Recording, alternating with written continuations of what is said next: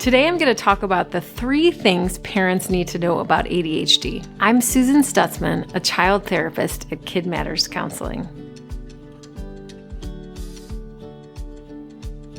If your child has received an official or unofficial diagnosis of ADHD, you may have a lot of questions, such as, what exactly does this mean?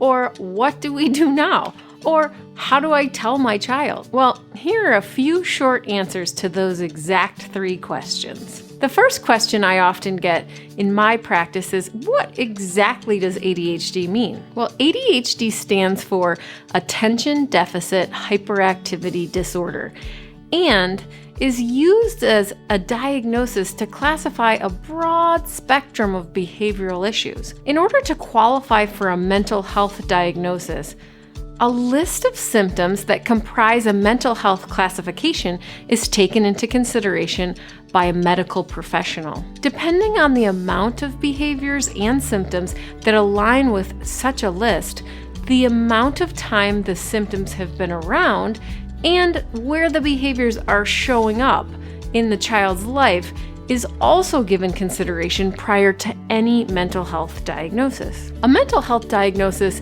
is not a life sentence, but rather a way for parents and professionals to understand and optimally relate or tailor expectations of a child's behavior. A mental health diagnosis of ADHD for a child can help parents find, request, and receive the resources their child may need with greater ease. The second question I'm often asked is, how do I get an official diagnosis? And do I need one? Well, an official diagnosis of ADHD is something that is given by a medical or mental health professional. Neuropsychological evaluations can be given by psychologists who test specifically for the symptoms and type of ADHD. Some schools require such an evaluation to receive accommodations for an individual learning plan, while other schools can provide accommodations